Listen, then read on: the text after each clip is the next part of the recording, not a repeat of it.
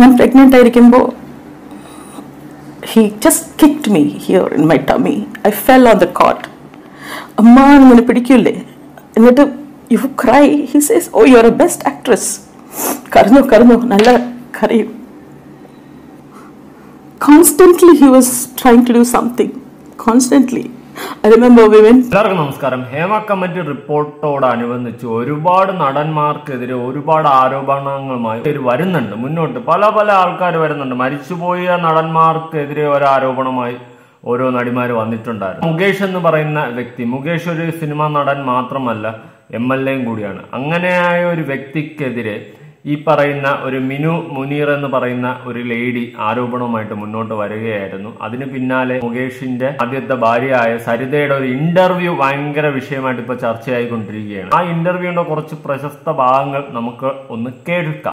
But life was upside down because of false promises made by your own husband, and then you focus on the child upbringing. Sripathi, സരിതയും Shri മുകേഷും വിവാഹം കഴിച്ച് സന്തോഷമായി ജീവിക്കുന്നു, 2 മക്കളുണ്ടായി.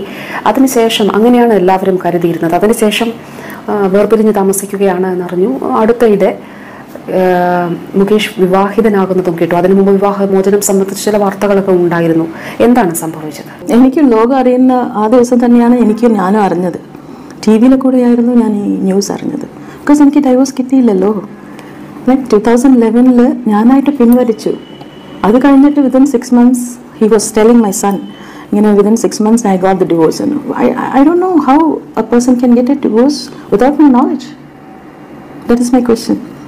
I don't know. 2011 വിവാഹമോചന ഹർജി പിൻവലിച്ചത് എന്തിനാണ്? It was a mutual consent ആയിരുന്നു. ഞാൻ mutual consent അങ്ങനെ to convince him, I had 2 cases on him, like domestic violence and him പിന്നെ wanted a divorce.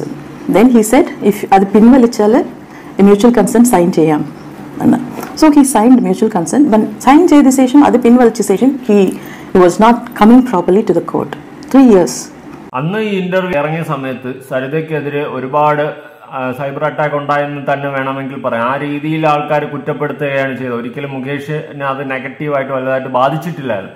കാരണം വേറെ ഒന്നും കൊണ്ടല്ല, ഈ പറയുന്ന ജനങ്ങളുടെ ഇടയിൽ മുകേഷ് എന്ന് പറയുന്ന വ്യക്തിക്ക് ഒരു ഫേസ് ഉണ്ട്. ആ ഫേസ് എന്ന് വെച്ച് കഴിഞ്ഞാൽ അത്യാവശ്യം നല്ലൊരു ഇമേജാണ്. പക്ഷെ ആള് വേറെ ലെവലാണ്. വീട്ടിലെത്തിയ ഭാര്യയുടെ അടുത്ത് പെരുമാറിക്കൊണ്ടിരുന്നതെന്നാണ് സരിത പറഞ്ഞു വയ്ക്കുന്നുണ്ട്. സരിത ഒരുപാട് കാര്യങ്ങൾ പറയുന്നുണ്ട്. ഇവിടെ സരിതയുടെ അമ്മാവന്റെ ഒരു റിക്വസ്റ്റ് മൂലവും സരിത ഒരുപാട് കാര്യങ്ങൾ മറച്ചു വെച്ച് പിടിച്ചു നിൽക്കുകയായിരുന്നു. പക്ഷെ മുകേഷ് മറ്റൊരു വിവാഹം കഴിക്കുകയാണ് ഉണ്ടായത്. എന്തിന്? നിയമപരമായി വേർപിരിയാതെ. ഡിവോഴ്സ് എന്ന് പറയുന്ന സാധനം കൈപ്പറ്റാണ്ട് തന്നെ വേറൊരു കല്യാണം കഴിക്കുന്ന ചുറ്റുപാടിലോട്ട് പോയി. അതിനു മുന്നേ വീട്ടിൽ വന്ന് കയറുമ്പോൾ തനിക്കൊരു ചെണ്ടയായിരുന്നു ഭാര്യ എന്നുള്ളൊരു കാര്യം ഇവിടെ നമുക്ക് സരിതയുടെ വർത്തമാനത്തിൽ നിന്ന് വളരെ വ്യക്തമാണ്. നമ്മുടെ അടുത്ത മന്ത്രിയായ വീണ ജോർജാണ് ഈ ഇന്റർവ്യൂ എടുക്കുന്നത്. അന്ന് മാധ്യമ പ്രവർത്തകയൊക്കെ ആയിരുന്ന ഒരു ടൈമാണ്. എന്തായാലും ബാക്കി കേട്ട് നോക്കാം. ഡൊമസ്റ്റിക് വയലൻസ് എല്ലാ വിവാഹമോചനങ്ങളുമായി ബന്ധപ്പെട്ട് പറയാറുള്ളതാണ്, ആരോപിക്കപ്പെടാറുള്ളതാണ്. അത് അങ്ങനെ മാത്രമാണോ?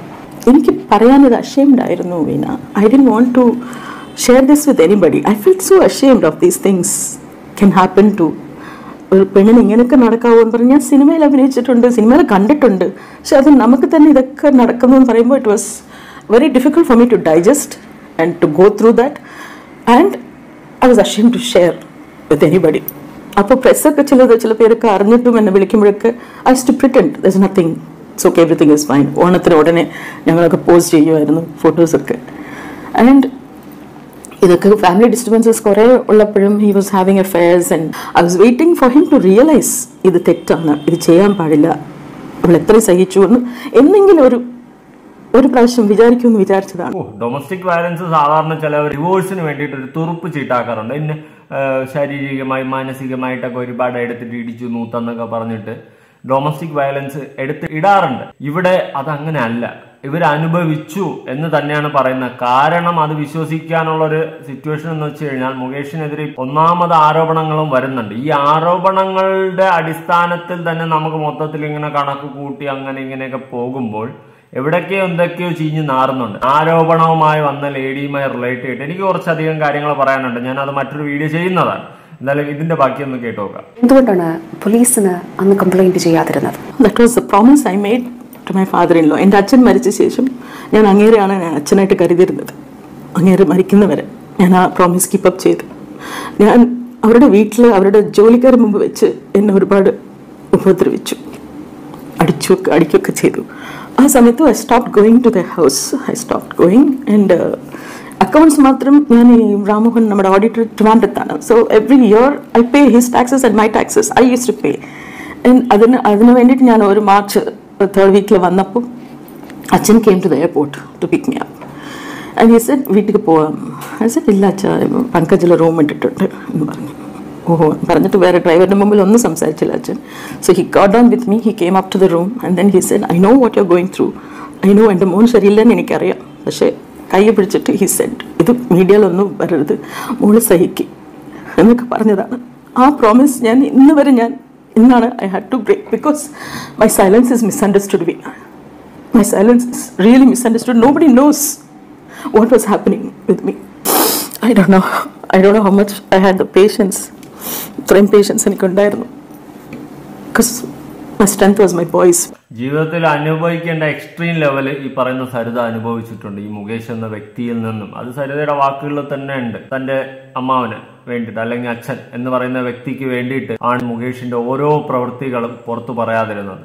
അത് പറയാതിരുന്നതിന്റെ റീസൺ എന്ന് വെച്ച് കഴിഞ്ഞാൽ നാട്ടുകാരെ അറിഞ്ഞു കഴിഞ്ഞാൽ കുടുംബത്തിന്റെ സൽപ്പേരും എല്ലാത്തിനെയും ബാധിക്കുന്ന മുകേഷിന്റെ അച്ഛൻ ഈ കമ്മ്യൂണിസ്റ്റ് പാർട്ടിയുടെ എന്തോ ഒരു സെറ്റപ്പൊക്കെ ആയിരുന്നു, പഴയ കിടിലൊക്കെ ആയിരുന്നു. അപ്പൊ അങ്ങനെ മൊത്തത്തിൽ കുടുംബത്തിന് നാറ്റപ്പേരുണ്ടാക്കാതിരിക്കാൻ വേണ്ടിയിട്ടാണ് അങ്ങേരെ ഒരു നിർബന്ധത്താലാണ് ഇവർ സൈലൻസ് കീപ്പ് ചെയ്തിരുന്നത്. അങ്ങേരെ മരണശേഷമാണ് ഇന്റർവ്യൂ കാര്യങ്ങളൊക്കെ കൊടുക്കുന്നത്, മുകേഷിനെ കുറിച്ചുള്ള എല്ലാ കാര്യങ്ങളും വിളിച്ചു പറയുന്നത്. താൻ അനുഭവിച്ചതെന്ന് വെച്ച് കഴിഞ്ഞാൽ ലൈഫിലെ എക്സ്ട്രീം ലെവലാണ്. മുകേഷ് എന്ന വ്യക്തിയിൽ നിന്നും എനിക്ക് തോന്നുന്നില്ല ഇത്രയും വലിയൊരു സംഭവമൊക്കെ അനുഭവിച്ചിട്ട് അവരിങ്ങനെ പിടിച്ചു നിന്നത് തന്നെ എന്ത് അടിസ്ഥാനത്തിലെന്നൊന്നും എനിക്കറിയത്തില്ല. ഈ മുകേഷ് എന്ന വ്യക്തി പുറത്ത് ജനങ്ങളുടെ ഇടയിൽ കീപ്പ് ചെയ്തുകൊണ്ടിരുന്ന ഇമേജ് എന്ന് വെച്ച് കഴിഞ്ഞാൽ വേറെ ലെവലായിരുന്നു. നല്ലൊരു വ്യക്തി, നല്ലൊരു സെറ്റപ്പൊക്കെ ആണെന്ന്. പക്ഷെ സ്വന്തം വീട്ടിലെ അവസ്ഥ ഇതായിരുന്നു.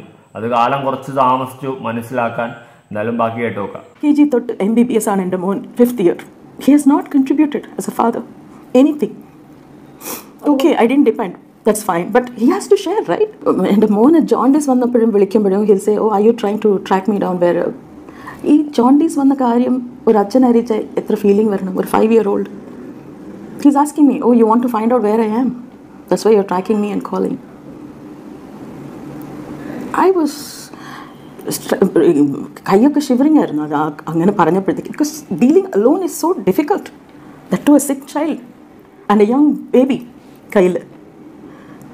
ആൻഡ് ഞാൻ പ്രഗ്നൻ്റ് ആയിരിക്കുമ്പോൾ he just kicked me here in my tummy. I fell on the cot. അമ്മ ഇങ്ങനെ പിടിക്കൂലേ, എന്നിട്ട് you cry. He says, oh, you're a best actress. കരഞ്ഞോ നല്ല കരയും. Constantly he was trying to do something. Constantly. I remember we went for a dinner. കാറിൽ കയറുമ്പോൾ full 9th month ആണ്. കാറിൽ കയറാൻ സമയത്ത് he'll take the car back or front. And I fell off. And I'm crying there. And I'm not showing my tears because he'll say, oh, whatever, he'll. അദ്ദേഹത്തിൻ്റെ സുഹൃത്തുക്കൾക്കും ഈ കാര്യം വന്ന ഏതോ സുഹൃത്തുക്കളൊക്കെ വന്നിരുന്നു എന്ന് പറഞ്ഞു. ആ സമയത്ത് that was the domestic violence. ഭയങ്കര മുടിയൊക്കെ പിടിച്ചിട്ട് he used to, middle of the night he'll drink and come, and when I open the door, why are you delayed? Naturally we'll ask. Then he'll hold the very cheap thing. He'll hold my hair, pull me, drag to the kitchen, and he'll put me on the floor and kick. ചുരുക്കി പറഞ്ഞ ഒരു psycho കണക്കിനാണ് സരിതയുടെ അടുത്ത് Mukesh പെരുമാറിക്കൊണ്ടിരുന്നത്. Super, അടിപൊളി എന്ന് വെച്ച് കഴിഞ്ഞാൽ ഓരോ മുഖംമൂടികളെ കഴിഞ്ഞ് വീഴുന്നത് കാണുമ്പോൾ ഇങ്ങനെ ഇത്രയൊക്കെ ഉള്ളൂ. എന്തായാലും ഈ ഒരു വിഷയം ഹേമ കമ്മിറ്റി റിപ്പോർട്ട് കാരണം ഒരുപാട് പേര് മുന്നോട്ട് വന്നിട്ടുണ്ട്. അതിൽ പിന്നെയും ഞാനൊരു കാര്യം പറയാം, ജെനുവിൻ കേസുകൾ മാത്രം നമ്മൾ വരിക.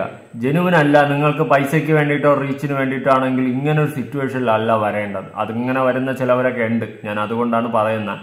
അതെനിക്ക് അങ്ങനെയൊക്കെ തോന്നി. അതുകൊണ്ട് അങ്ങനത്തെ കേസുകൾ വന്നിട്ട് ജെനുവിൻ ആയിട്ട് മോശം അനുഭവം ഉണ്ടായ കുട്ടികളെ കൂടി ചീത്തപ്പേര് കേൾപ്പിക്കുന്ന രീതിയിൽ ഉണ്ടാക്കാൻ നിൽക്കരുത്. എന്തായാലും ഈ ഒരു വിഷയവുമായി റിലേറ്റ് ചെയ്തിട്ട് മുകേഷ് എന്ന് പറയുന്ന വ്യക്തിയെ കുറിച്ചിട്ട് നിങ്ങളുടെ അഭിപ്രായം എന്താണ്? അഭിപ്രായം ഉറപ്പായിട്ട് താഴെ കമന്റ് ചെയ്യാൻ മറക്കേണ്ട. പുതിയൊരു വീഡിയോ ആയിട്ടാണ്. ബൈ.